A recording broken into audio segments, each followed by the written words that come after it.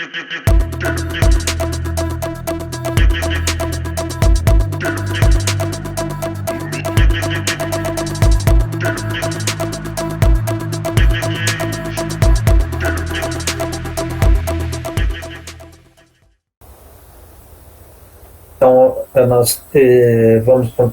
eu vou comentar, vou apresentar um capítulo do livro que nós estamos discutindo, The Routledge Companion to Comics, o capítulo 2, Newspaper Strips, né, as tiras publicadas em jornais. O autor é Pascal Lefebvre, ele é professor convidado do Departamento de Artes, acho que é Lucas School of Arts do campus da Bélgica, e ele publicou vários artigos sobre narrativa gráficas em 9 línguas desde da década de 1990. Aí a gente tem aqui à direita o retrato dele. Você pode passar para o próximo, por favor? Bom, ele vai tratar então das tiras de quadrinhos, e ele começa dizendo que alguns tipos de narrativas gráficas são rotuladas pelo meio físico que as contém.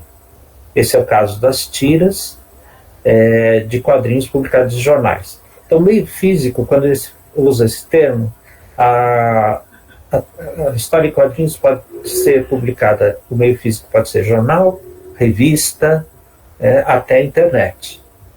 Ele fala que esse é o caso das tiras de quadrinhos publicados em jornais, um termo que pode ser usado para abranger outras denominações, lá nos Estados Unidos, dailies, Sundays, comic strips, funnies, tomadas em seu senso mais amplo, as tiras de jornais poderiam incluir toda a narrativa gráfica que foi ou será publicada em jornais.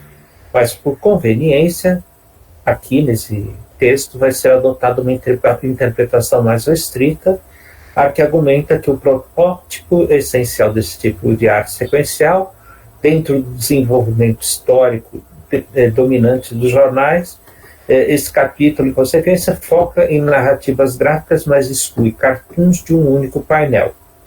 Aí eu coloquei aqui uma charge do Bennett, né, o indivíduo aí olhando para dentro de um revólver e diz: opa, tem luz no fim do túnel. Bom, essa charge tem balão, tem personagem, tem, se a gente for pensar em sequencialidade, a gente começa a ver o revólver, depois o personagem, depois a gente lê o balão. E aí, embaixo eu coloquei uma tira de jornal do Frank Ernst, que o autor sempre fazia uma tira com uma única vinheta. Então o personagem pergunta: o que você gostaria de ter no seu epitáfio?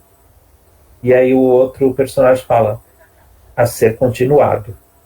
Então tem uma sequencialidade, um fala, o outro responde,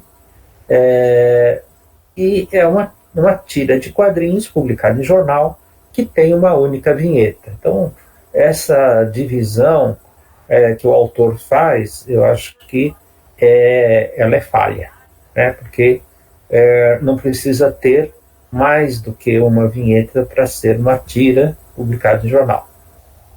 Bom, continuando, a vida desses quadrinhos nem sempre termina em um papel perecível.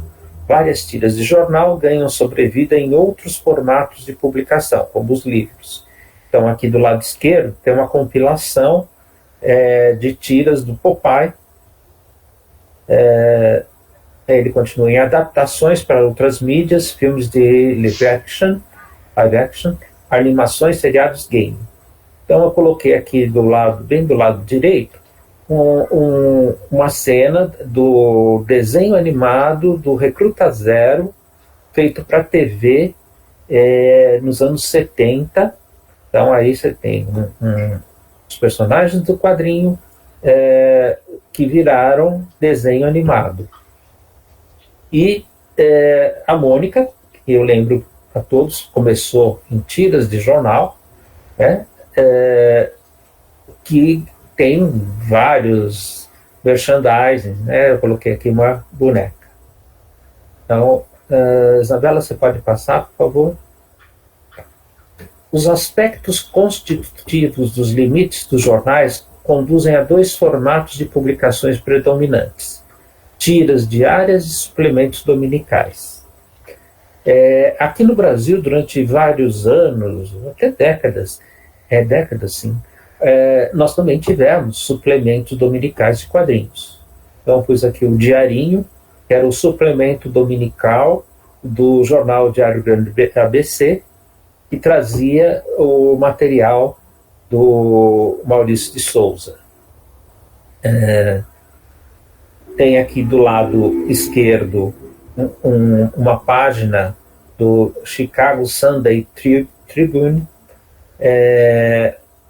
que é bem característico do Sunday Comics, ou seja, era uma folha, um encarte dentro do jornal que trazia só quadrinhos no domingo.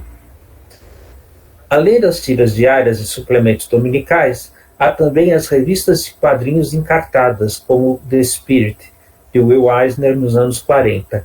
Então, o que o Will Eisner fez foi criar um gibizinho de 8 páginas com uma história completa do Spirit, que era encartado em alguns jornais no domingo. Então, os jornais não tinham o suplemento de quadrinhos, mas traziam esse gibizinho do Spirit, uma história, tinha uma capa e mais 7 páginas com a história do Spirit, uma história completa.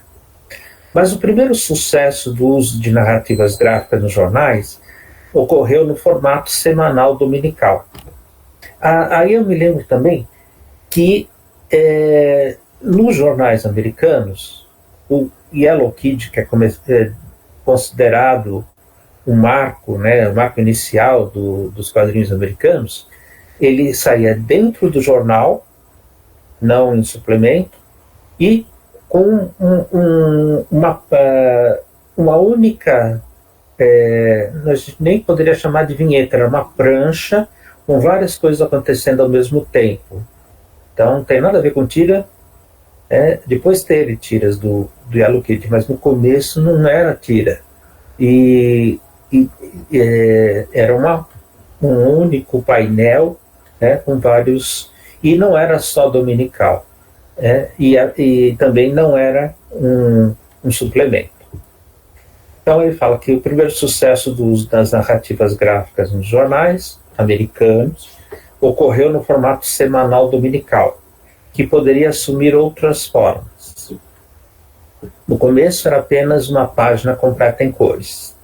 Então, a última página de um caderno do jornal, no domingo, vinha com uma história em quadrinho, uma ou duas histórias em quadrinhos e cores. Nessa época, os suplementos dominicais passaram a ser no formato standard, o mesmo formato do jornal. E aí ele fala, no curso do século XX, o tamanho dos suplementos dominicais encolheu. O Diarinho, por exemplo, era tabloide. Então, e nos Estados Unidos também, esse formato tabloide foi adotado depois para os suplementos dominicais. Esses suplementos tinham ou uma história em quadrinhos tomando todo o espaço de uma página, ou metade do espaço de uma página. Então eram 2 histórias por página do suplemento dominical. Esse formato tinha muitos recursos, possibilitando layouts interessantes explorados por vários artistas. Aqui a gente tem um exemplo do Calvin Haroldo, como o autor ele usa essa metade que cabia ele da página do suplemento de domingo para trabalhar o layout de uma forma diferente. Você passa para mim para o próximo, por favor? O segundo maior formato de publicação, que começou na década de 1910, foi a tira diária, constituída apenas por uma fileira de quadrinhos em preto e branco e que se tornou modelo até o final do século. Aqui no meio eu coloco uma tira do Pogo, do Walt Kelly, que tem esse formato, uma única fileira, em preto e branco, que era publicado todo dia no jornal. E que se tornou modelo até o final do século, quando começou a ser usado, quando a cor começou a ser usada. Fora dos Estados Unidos, outras formas de apresentação diária tornaram-se regra. Na Holanda, em Flanders, Flanders é uma região da Bélgica, onde se fala Flamengo. E na Bélgica a proporção era de meia página e viria a se tornar parte de um álbum. Então aqui nós temos o exemplo do Asterix. O espaço que ocupava nas páginas dos jornais eram duas fileiras, e duas edições davam uma página inteira de um álbum. Quando essa história era reunida em álbum, então se pegava duas tiras por vez, ou seja, duas fileiras com vinhetas, e formava uma página inteira do álbum. No Japão, 4 painéis iguais de uma gag eram frequentemente publicados em uma coluna vertical. Coloquei aqui à direita, a gente tem aí 4 fileiras e cada uma vinheta. Mesmo nos Estados Unidos havia variações. Durante algum tempo, a tira Thimble Theater, do Elsie Seeger, era publicada em 3 fileiras. É o que a gente vê aqui do lado esquerdo. Mais tarde, Charles Schulz utilizou para sua tira diária 4 painéis de dimensões idênticas que podiam ser publicados em 3 formas diferentes. A tira horizontal, uma coluna vertical e 2 fileiras de 2 painéis. Então isso facilitava quando passava a tira de quadrinho para o pocketbook. Era muito comum ter pocketbook dos Peanuts, então se tinha 2 vinhetas e 2 fileiras. Além disso, esse modelo, 4 vinhetas, facilitava o trabalho do Schulz. Ele não precisava desenhar para cada tira as vinhetas. Elas já estavam prontas, era só encaixar ali os personagens. Isabela, você pode passar para a próxima, por favor? Bom, tipos básicos de narrativas. Embora os personagens fossem recorrentes nos jornais estadunidenses, dia a dia ou semana a semana, os recursos das gags podiam ser lidos separadamente, porque nas 2 primeiras décadas do século XX não havia continuidade.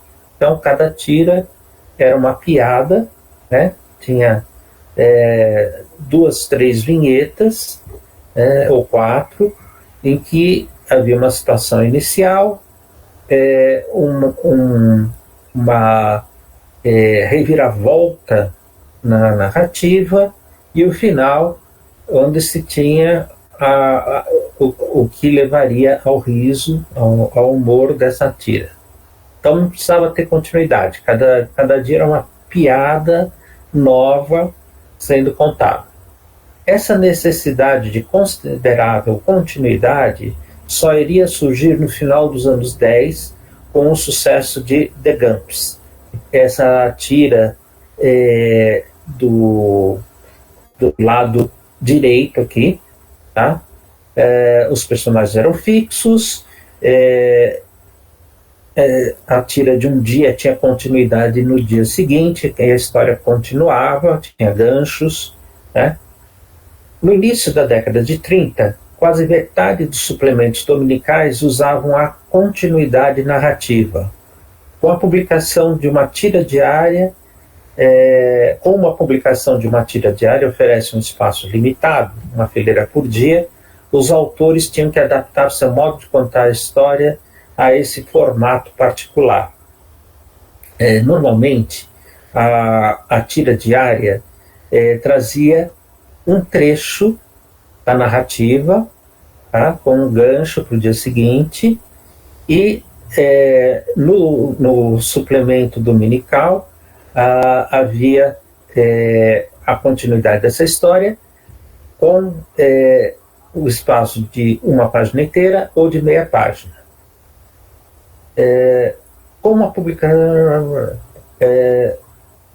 Por décadas, os personagens permaneciam iguais. Os sobrinhos do capitão continuam a ser crianças sem envelhecer, mais de 100 anos de publicação dessa tira, né? Eles continuam crianças. No caso das family strips, as tiras que têm como base uma família, uma pequena evolução é necessária porque os personagens se casam e têm filhos, sendo exemplos Belinda, Blondie e Gasoline Alley. Aqui embaixo do lado esquerdo tem a tira do casamento da Belinda, tá? A história era assim, o marido dela era um herdeiro rico, mas ele resolve se casar com a secretária, que é a Belinda, e é deserdado. No meio aqui tem uma tira da Belinda, tá? Em que ele já tem 2 filhos, um garoto maior e uma menina. Tá? Então o tempo vai passando. Depois os filhos já são adolescentes, depois eles são adultos, casam. E um exemplo marcante desse tempo percorrido e dos personagens crescendo, surgindo novos personagens, tal, é a tira Gasoline Alley. Além de uma inovação nas vinhetas, uma vinheta de uma página inteira, mas dividida em outras vinhetas, tal. A história começava com um mecânico chamado Walt, que encontrava um bebê abandonado que ele adotou e deu o nome de Skizix. Ele achava o menininho esquisito.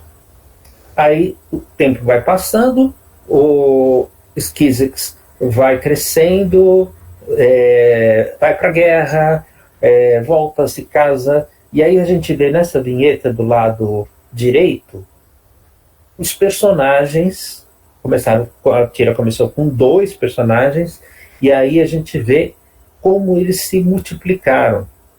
Então, os filhos do Skizix, depois os netos. Tá?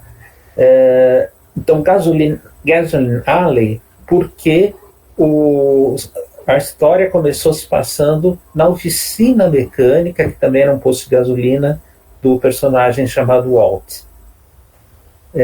Isabela, você pode passar o próximo, por favor? As tiras de jornal são limitadas por seu formato de publicação. Isso o autor já falou anteriormente.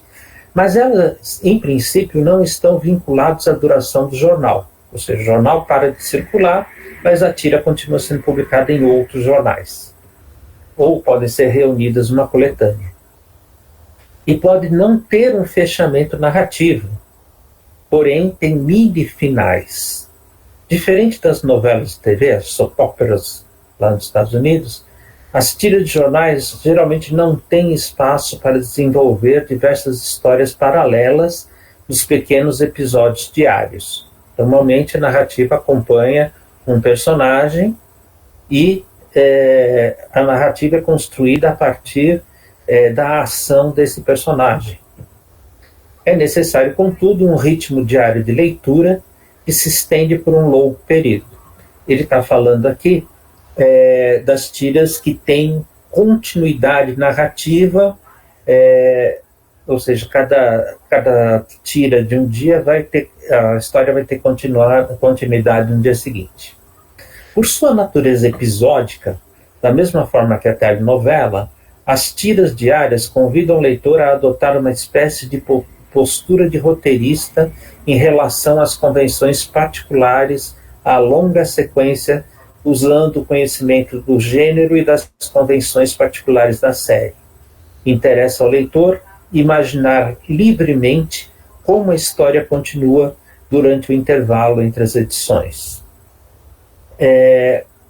Essa continuidade se dá principalmente nas histórias de aventura. Começa com o Buck Rogers, do século XXV, e o Tarzan.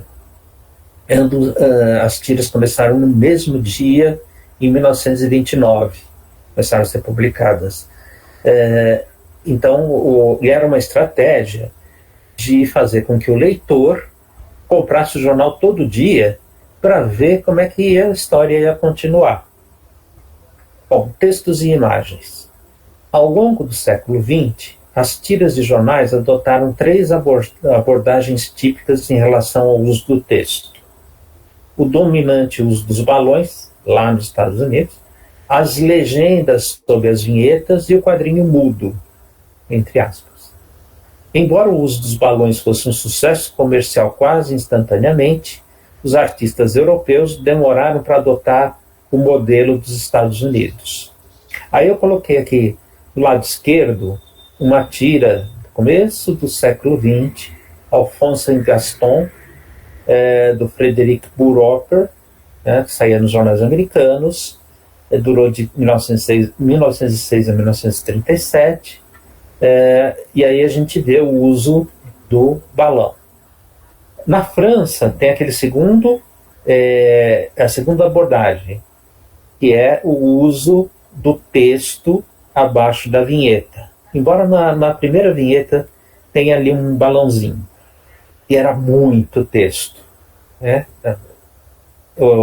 Às vezes nem precisava, porque o texto descrevia o que o leitor estava vendo na imagem da vinheta. Aqui no Brasil também, até o começo da década de 30, esse modelo europeu era o modelo do quadrinho brasileiro. Se você pegar a revista O Tico Tico, desde o começo de 1905 até 1935, talvez um pouco mais, era esse modelo europeu da vinheta com o texto embaixo. E, inclusive, no caso do Tico Tico, os balões das tiras americanas eram tirados. Então pegavam uma tira do Mickey, tiravam com o estilete o balão e colocavam o texto embaixo. E aí, a terceira abordagem, na França, esse personagem, Professor Nimbus, é uma tira, entre aspas, muda, do francês André Daix, publicado de 1940 a 44 no jornal Le Matin. Muda, entre aspas, porque, embora os personagens não falassem, a ação era sem necessidade de palavras, as palavras podiam aparecer numa placa, em algum cartaz que estivesse pendurado, colado no muro, tá? Uma outra tira americana, entre aspas, muda, era o Pinduca, ou também aqui chamado no Brasil de Carequinha, tá? Então tinha esse modelo, embora os outros personagens da tira falassem, tinha o balão, o personagem principal não falava, mas havia outras palavras, então muda entre aspas. Isabela, você pode passar? Obrigado. Dois modos diferentes de desenho. Então, ele falou na parte anterior do texto, e agora ele vai falar do desenho. A princípio, uma tira de quadrinhos é desenhada em estilo gráfico coerente, mesmo quando feita por várias pessoas no mesmo estúdio. Mas esse estilo pode mudar com o tempo. Às vezes, quando um novo artista assume uma série, resulta em uma diferença marcante no tocante ao estilo gráfico. Aí eu vou lembrar do Will Eisner, que tinha vários assistentes, todos trabalhavam no mesmo espaço, né, cada um na sua prancheta, e todos tinham que usar o estilo do Will Eisner. Tá? Tem vários artistas que tinham estilos diferentes, depois fizeram outras coisas com estilos diferentes. O Julius Pfeiffer, o Wallace Wood, mas quando eles desenhavam para a empresa do Will Eisner, era uma empresa mesmo, eles seguiam o estilo do Will Eisner. As tiras de jornal têm sido desenhadas em vários estilos gráficos, mas no todo, dois tipos de desenho se destacam: o cartunesco e o naturalista. Ambos são, em vários graus de influência, estilos gráficos baseados na simplificação. Na verdade, o desenho, seja ele cartunesco ou naturalista, ele é como uma frase, né? Partindo da ideia da Gestalt, a gente não lê a palavra inteira, a gente não lê palavra, letra por letra numa palavra, a gente pega e já percebe, né, o que está escrito de uma vez. A mesma coisa acontece no desenho. O desenho, ele só apresenta, mesmo os mais naturalistas, as linhas que vão dar forma. A gente bate o olho e fala, é o personagem principal, é uma mulher, sei lá, é um animal. Então, essa simplificação, ela também parte do princípio que os leitores vão bater o olho e entender aquele conjunto de linhas. Como os quadrinhos são publicados em tamanhos pequenos nas páginas de jornal, isso impõe um modo particular de desenhar. Além da simplificação, as deformações das proporções normais também se tornaram o padrão em muitas séries. Aí eu dei o exemplo aqui do estilo Bigfoot, pé grande. Exemplo do Sapo, essa tira à esquerda, criada pelo Wells Seeger, o criador do Popeye. Nessa tira, o Sapo é o dono da casa que aluga uma parte da casa para o professor Caracol, que é um cientista, esse de barba. Nos Estados Unidos, o personagem do professor Caracol é conhecido como Varanose, porque ele tem um nariz muito grande.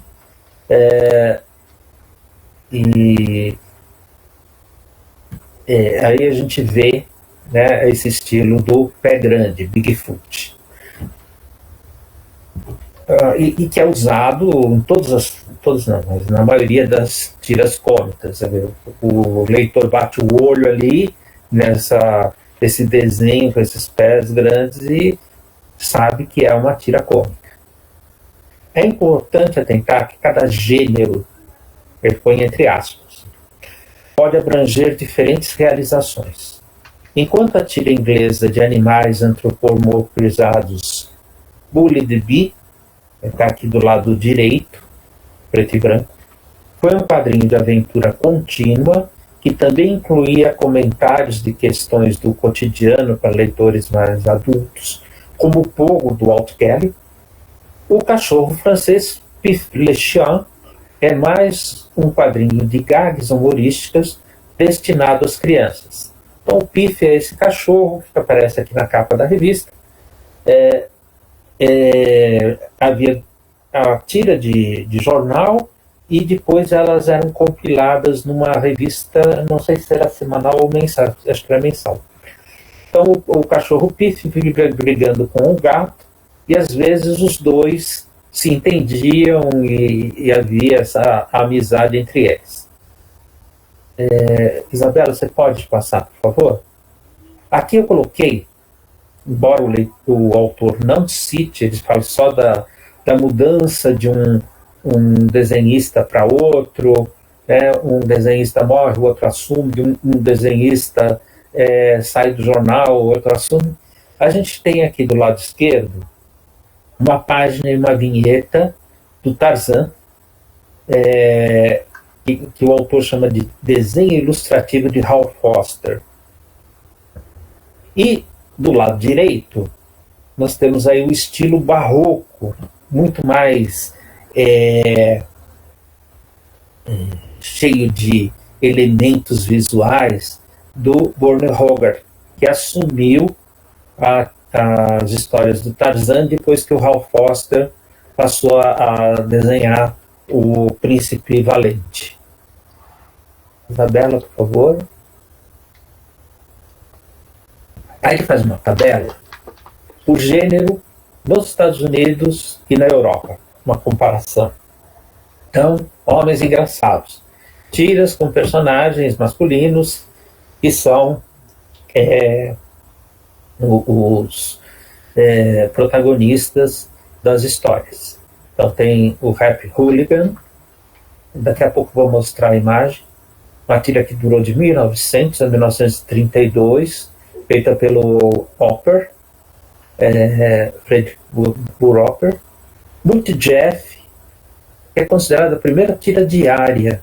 O Rap Hooligan saía nos suplementos dominicais. Na verdade, não é a primeira, mas foi a primeira a fazer sucesso. Multi Jeff,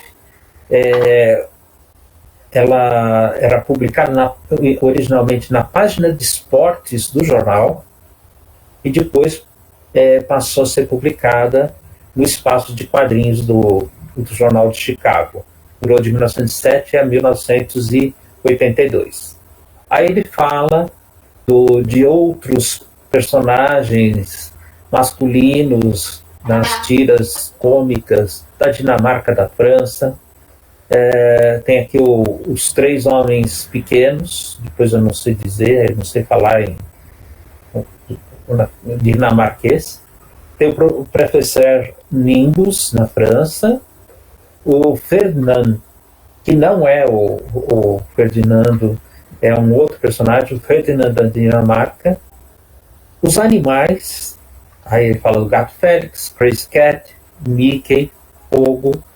E aí na Europa tem o Rupert Bear, da Inglaterra, Peter Ogping, espero que seja assim, da Dinamarca, Tom Pouce, da Holanda, Pif Le Chien, da França, Voltebi, na Inglaterra. Então são todas tiras com protagonistas antropomorfizados. São animais antropomorfizados. As tiras de relações familiares, as family strips. Então, Pafunço Marocas, Belinda, Blonde, que continua sendo publicado desde 1930, Zezé, Ryan Lewis no original, essa tira foi criada pelo Mort Walker, o criador do Recruta Zero.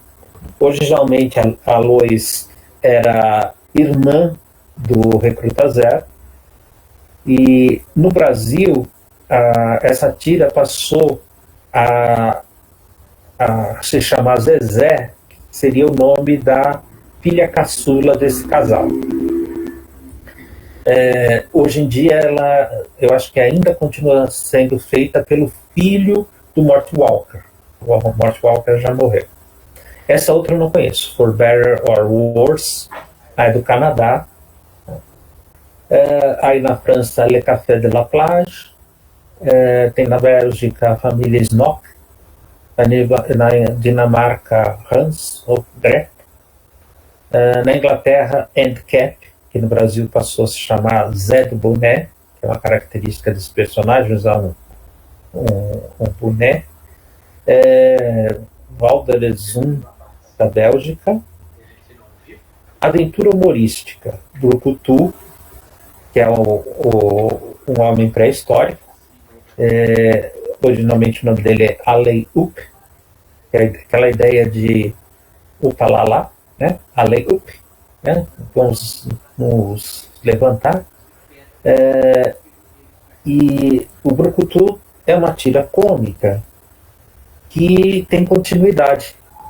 Durante a Segunda Guerra Mundial, um cientista cria uma máquina do tempo, volta lá para a pré-história, né? É uma pré-história em que tem dinossauro e tem os homens, e aí o cientista traz para o futuro, né, década de 40, o Brucutu e a noiva dele, e o Brucutu passa a lutar na guerra. Ele se engaja na Segunda Guerra Mundial.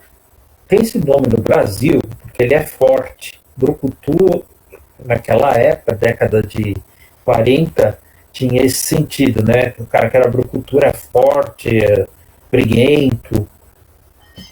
Inclusive um tanque do Exército, da Polícia Federal, não me lembro, um tanque enorme, blindado, é chamado de brucutu. Bom, na Europa tem o Tintin, o Tantan, da Bélgica, Susk and Wisk, espero que seja assim, da Bélgica também, Nero, talvez, da Bélgica, e originalmente as tiras de jornais estadunidenses tinham suas raízes na cultura visual da Europa. As travessuras de Max and Moritz, do Johann Busch, alemão, serviram de modelo para as tripulias dos sobrinhos do capitão. Na verdade, os sobrinhos do capitão é um plágio do Max and Moritz.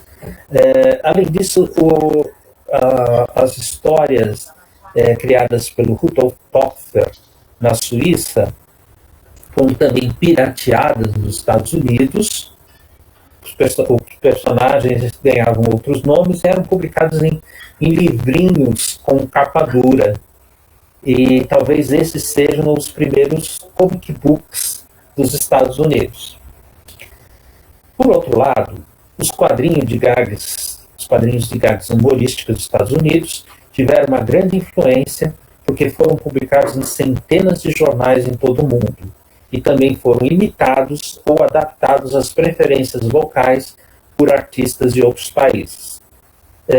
O exemplo aqui no Brasil foi o Chiquinho, que na verdade era o Buster Brown, do mesmo criador do Yellow Cage.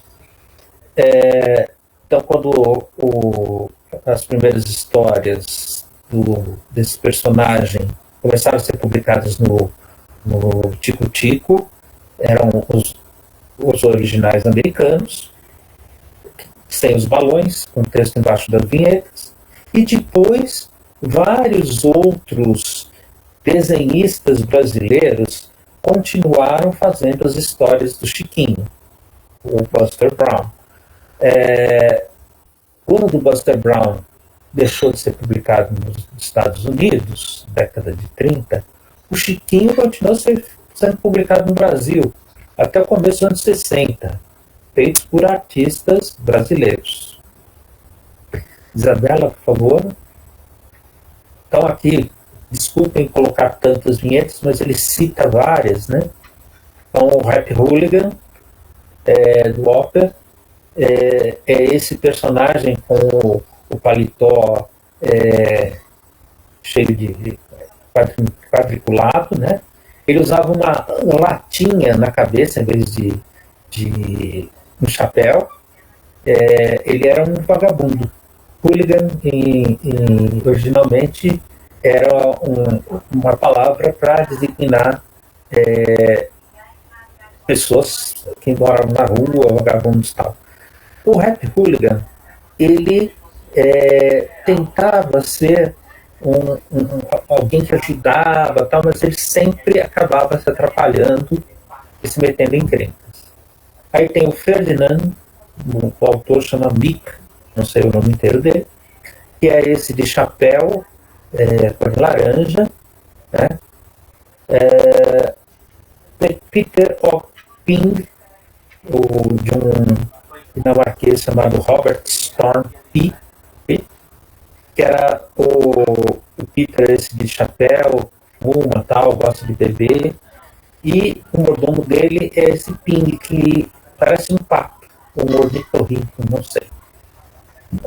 Robert Bell é uma história para crianças, vocês veem que o texto é colocado abaixo das vinhetas. Tom Poise, de Mark Tomba, uma história de aventuras com os personagens antropomorfizados. O Brucutu, né, junto com o cientista e a noiva do Brucutu. Tá? Do lado direito aqui, os três homens pequenos, são esses três de cartolinha, tá? Que vivem aprontando. Também do Robert Storm P. e, sei lá, Susk and Wisk, do belga Willet van der Steen, que na França foi chamado de Bobet Bobet, dois irmãos que viviam aventuras. Pafúncio e Maroca já é uma family strip. O Pafúncio é um novo rico, ele quer sair para jogar com os amigos dele, jogar carta com os amigos, quer beber, e a Marocas é a mulher dele que está sempre pegando ele no flagra, sempre batendo nele. Aí nós temos Nero, do Max Lin, que é também uma family strip. Começou com uma tira de detetive. Aí um personagem, esse Nero, passa a ter uma família e se torna então uma family strip. Zed Bonet, o Handicap, o Greg Smythe, uma tira que se passa num subúrbio de Londres. O protagonista, o Handicap, ele é o típico inglês de classe média baixa, né? E que gosta de beber, que se aproveita que a mulher dele trabalha, tá? E ele é um vagabundo, não tem, tá devendo para todo mundo, tal. E ele é mentiroso, mulherengo, e as histórias giram em torno dessa relação dele com a mulher. Esse personagem, ele é uma sátira a esses ingleses que têm esse comportamento, que vão aos pubs, se embebedam e não tem um trabalho fixo, só tem bicos e tal. E a linguagem desses personagens é típica desse grupo social da Inglaterra, de Londres. Isabela, por favor, se passa para o próximo. Desde os anos 30, outro modelo de tiras de jornal tornou-se popular, o estilo naturalista. O uso desse estilo coincidiu com o crescente sucesso do gênero de aventuras, embora nem todas fossem desenhadas dessa forma. Dick Tracy de Chester Gould é famoso por sua deformação caricaturada de vários gangsters. Surgiu em 1930, a época dos gangsters, né, Al Capone e tal. Nessa época, influenciado pelas longas narrativas de rádio, apareceram novos gêneros populares, como ficção científica, western, cavaleiros medievais, detetives, etc. Aí eu faço uma crítica a esse autor, porque essas narrativas do rádio foram influenciadas pelos quadrinhos, e não o contrário. Essas narrativas, ficção científica, por exemplo, surgiu nas Pulp Magazines como texto. Eram contos ou histórias seriadas. Cada edição da revista trazia um capítulo de uma história. A Amazing Fantasy foi um dos primeiros Pulp Magazines a publicar a história de ficção científica. O Buck Rogers, no século XXV, começou num Pulp Magazine, depois foi para os quadrinhos, depois foi para o cinema, depois foi para o rádio. As histórias de western, elas foram primeiras publicadas em forma de texto, de livro, e depois adaptadas para os quadrinhos e tal. A mesma coisa com detetives, os cavaleiros medievais também, as histórias de cavalaria começaram nos livros. O Tarzan, ele começa nos livros, depois ele vai para o cinema mudo, e em 1929 se torna uma tira diária no jornal. O estilo mais ilustrativo de Alex Raymond ou os efeitos do chiaroscuro do Milton Caniff deram a essas tiras de jornais um olhar completamente diferente das tiras humorísticas mais antigas. O Alex Raymond, o Milton Caniff e o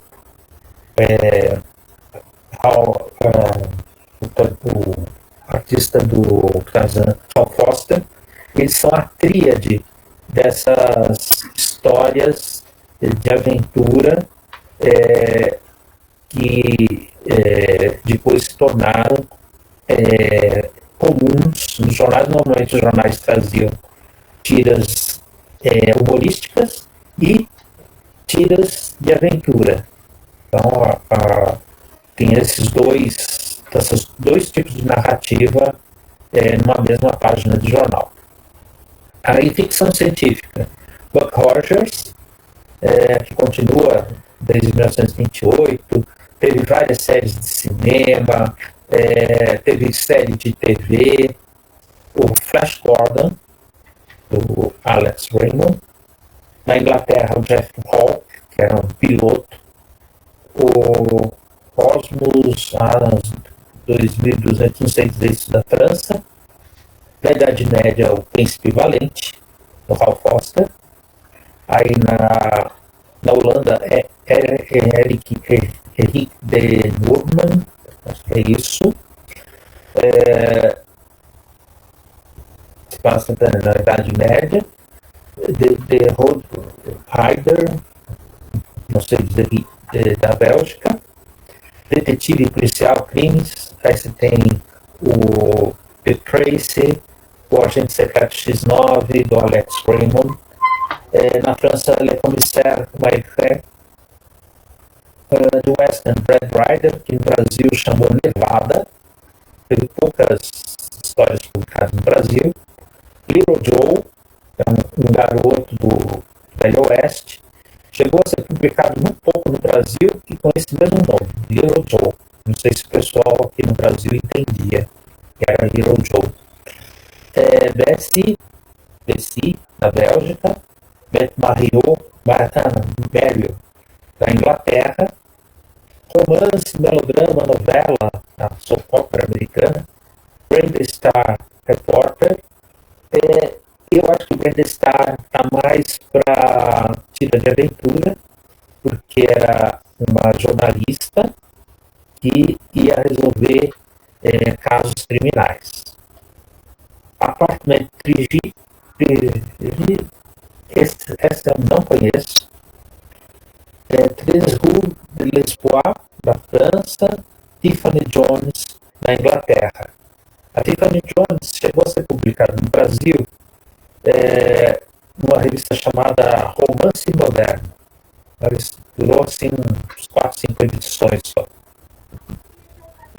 Isabela, você pode passar para mim, por favor?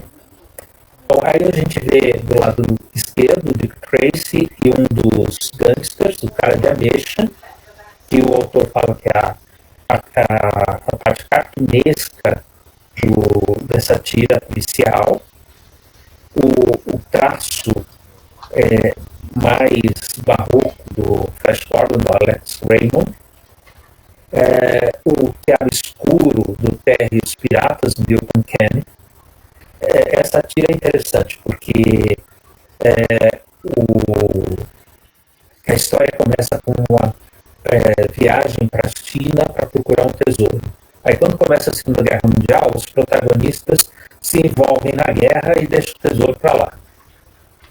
Depois da década de 40, as tiras e aventuras naturalísticas perderam popularidade, embora muitos gêneros novos, como soap opera, foram introduzidos.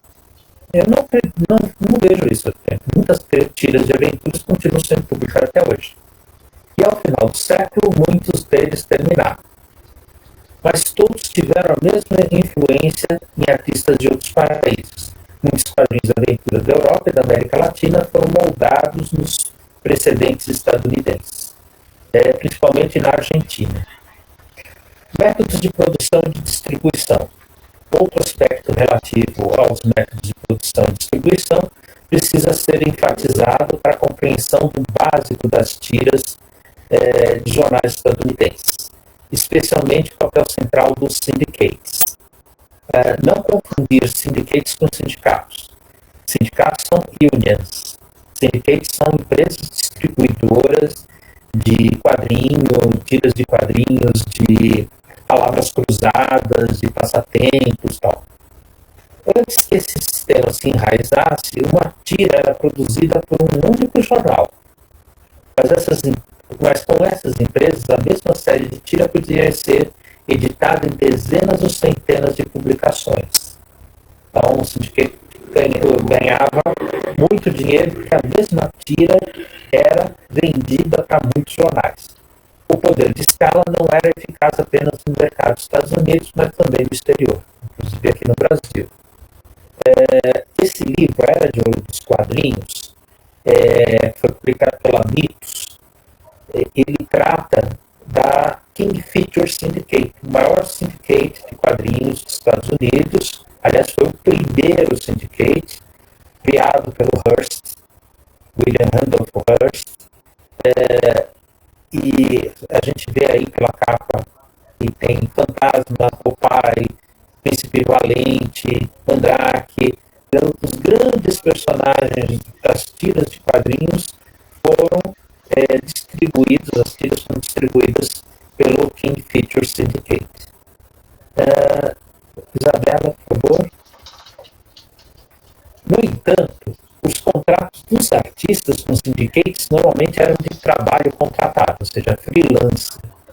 Alguns artistas eram fixos, os grandes artistas, mas a maioria era freelance, recebia um trabalho, um job, como se fala hoje, fazia e ganhava.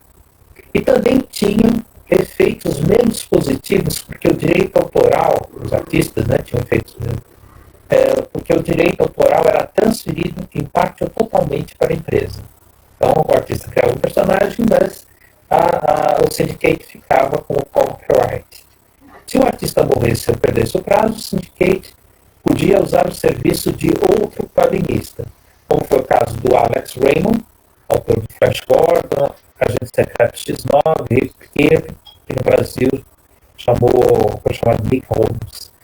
O Alex Raymond, ele gostava de carros de corrida, sofreu um acidente, morreu e foi substituído por outros desenhistas, seguindo o mesmo estilo dele, né, e a tira continuou em frente. Desde o início do século XX, as tiras de jornais foram coletadas em livros de diferentes tamanhos e formatos. Em outros países, esse tipo de publicação, que era muito lucrativa, começou no meio do século. É o caso da França e da Bélgica. Mais recentemente, a introdução da mídia digital tem dado mais oportunidades aos cartunistas para publicar as suas tiras diárias ou semanais. Normalmente no mesmo formato de jornais, uma fileira com algumas vinhetas, 3, 4 vinhetas, ou vinheta só, diretamente sem a interferência de um syndicate ou editor, mas ainda continua o problema de como atingir um público em um oceano de bilhões de páginas da web. E o último tópico aqui, recepção crítica. As tiras de jornais estadunidenses não se afirmaram como puramente para crianças. Aliás, no começo, nos jornais, quem lia jornal era adulto, não era para criança.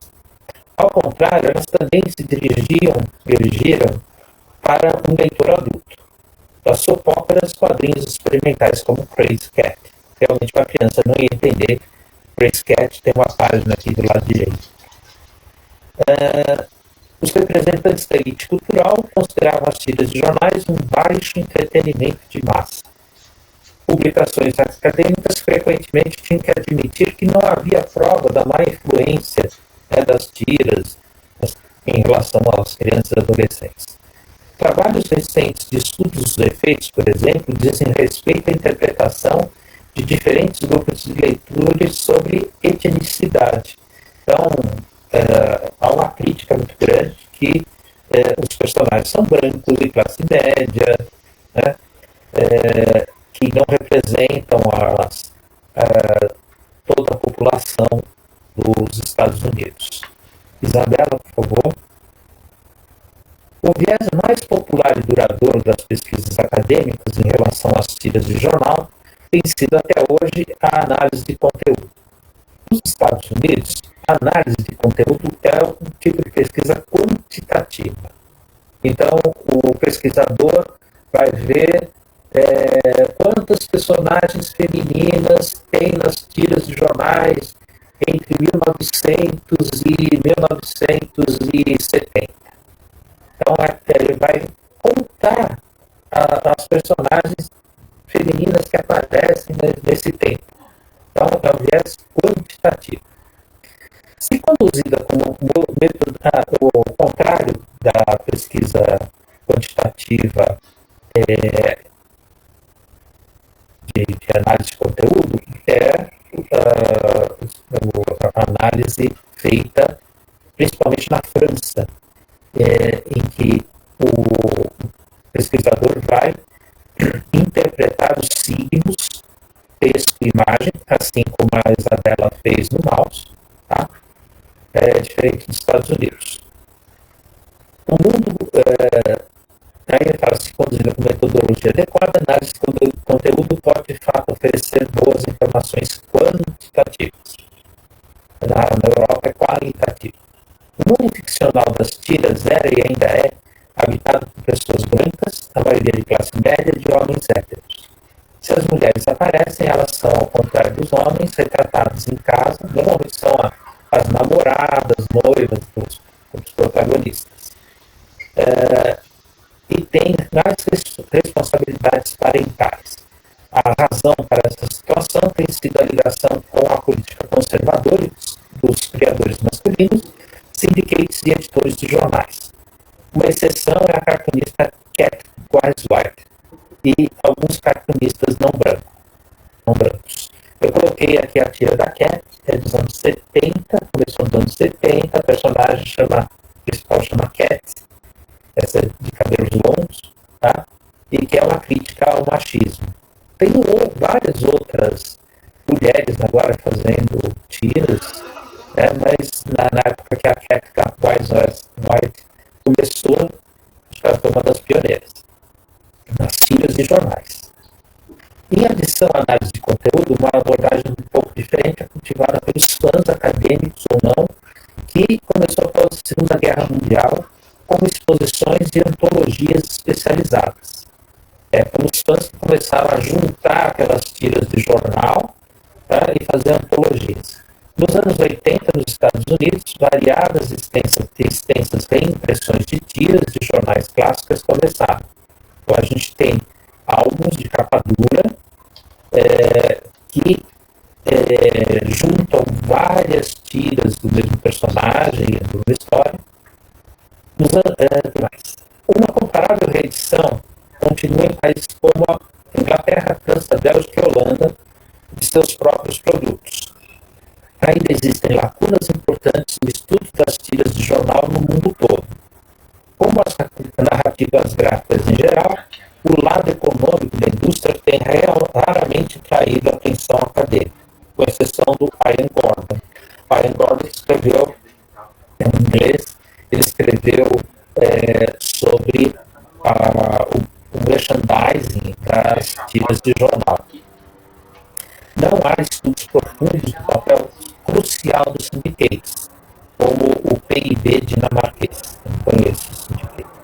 Seria bastante interessante para futuras pesquisas observar por que e quando um gênero em particular se torna popular em um país. Isabela, por favor, último slide. Então, desde os anos 90, as tiras de jornais têm sido um importante formato em vários países e elas estão passando por tempos difíceis, assim como seus suportes físicos, os jornais. Seu futuro parece incerto, mas como tem sido feito há muito tempo, elas se adaptaram às novas condições dos formatos de publicação. As próximas tiras vão certamente se aventurar por novas constelações como a internet. Aí eu coloquei abaixo uma tira brasileira colocada na internet e na primeira vinheta o autor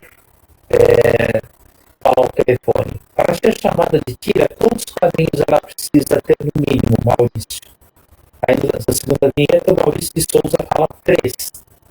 E a terceira vinheta não tem nada. Então a sátira, essa ideia de que precisa ter um formato padrão. Então, obrigado a todos. Perguntas?